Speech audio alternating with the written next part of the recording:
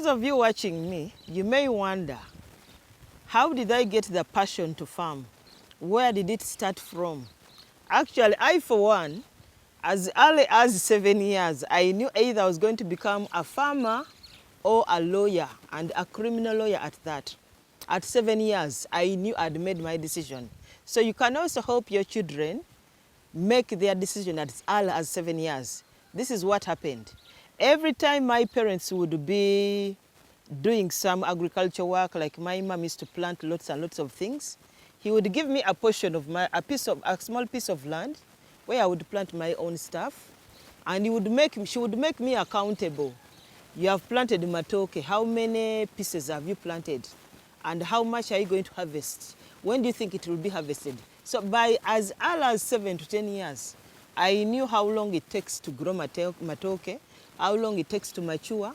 I could tell that this matoke is mature enough. All these things were taught to me as early as 7 to 10 years, I knew. And then also my dad, every time he would travel to the farm, he would take us along. He would teach us so many valuable lessons. When I was still a child, by that time, I didn't have so much interest. The farm was a little bit boring because it was a little bit remote. Because there used not to be good food. When we would visit the farm, we would eat posho alone, would trek a long distance, would sleep badly. So sometimes I would dread going to the farm. But I would value the lessons he taught me. There are things that he taught me as early as 7 years, and they are still working for me up to now. Up to now. There are things I used to watch him do, he would power rock salt, it's called chisula. He would power it on an ant hill and let the cows lick it up. What I realized, what he taught us, he was saying, they didn't have supplements for iron. And the cows would get their iron from eating the soil with the salt in it. This is something I'd never heard of and I'd never seen it anywhere. But now I came to understand it better when I started rearing goats, and I realized at any one given moment, any livestock will need iron in its body. But now we have the supplements for iron. But way back in the 80s, when my fathers were doing farming, these supplements were unheard of. And they needed iron in their animals. So they would power salt so that the cow to lick the anthill to get the iron and also the salt from the soil. For the parents watching me here, let's make farming fun. Let's make it enjoyable for everyone. Let's make it enjoyable for all of us. Let's make it enjoyable for our children. How do you make it fun? Look smart, be smart, don't wear torn clothes, don't wear haggard faces, don't look tired all the time, look smart, work on yourself, you get it? And also, when there are some farms where they don't have enough land, and there are farmers that have enough land, give room to other children to come on your farms to practice from there. Give room to our children. One of the mistakes I've seen, most farmers fear bringing interns to their farms to practice from there. And at the end of the day, this is how we are hypocrites. We are always asking for farm workers with experience. But we are not giving these people room to come to the farms to experiment from our farms. Give them that room. Let's make agriculture fun. Create farming games. Let's celebrate farming holidays. Our youth would adapt easily to activities in agriculture if they are fun, if they are doable. And also, for those who can afford, let your children, if the land is available and the resources are available, let them grow their own food. Let them have that experience of having their food from the garden to the table. For example, this season, for us, we grew Irish potatoes. And it is my children who planted the Irish potatoes. They also planted a few vegetables. It is so much fulfilling for a child for them to go to the garden. They harvest the Irish potatoes, like maybe 2 kilos, plus the vegetables. We take them to the kitchen, they prepare them. They know it is part of their sweat. It is a very fulfilling exercise as a child. And then also, still on how we can motivate our children into our farming businesses.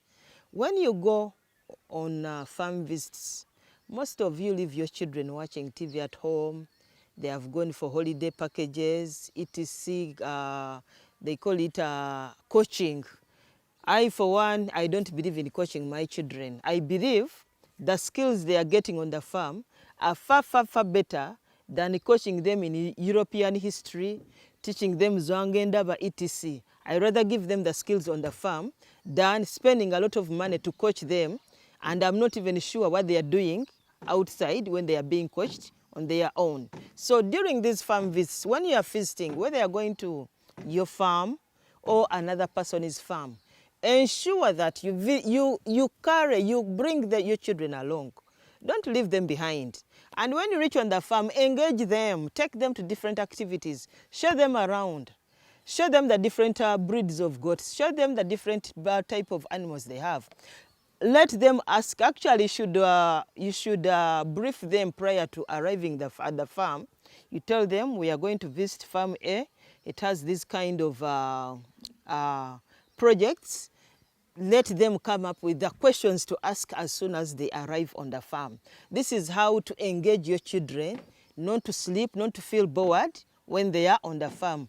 I, for one, nze nayagalanga nnyo okuzunga. When my dad alina gy'atambula, I would always want him to go with me, and I would always ask questions.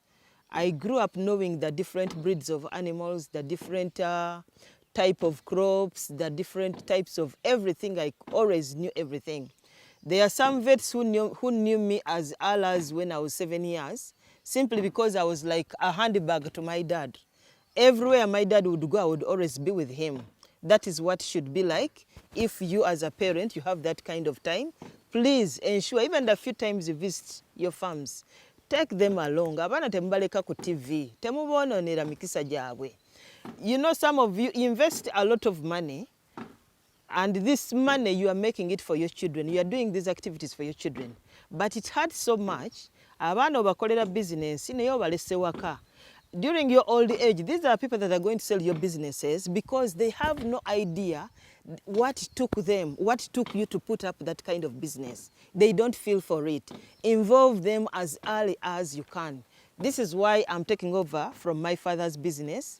He was very key and told us, you know, the children have taught you, you are now free to come and take over me, because he's retired and it takes so long without coming to the farm. So I just imagine if he hadn't given me the opportunity to move with him as early as 7 years when I was still a little child, to teach me all the things I'm teaching you now, maybe I wouldn't be a farmer, maybe I would be a housewife somewhere. So don't kill the future for your children because you think agriculture is dirty, agriculture is boring. And funnily enough, in agriculture, it may not necessarily be that your child is going to do the dirty work. Maybe, he may be the person who is going to solve some of the challenges we are facing as farmers. There are the challenges our fathers used to face in their farming businesses, and our businesses now, those challenges are no more.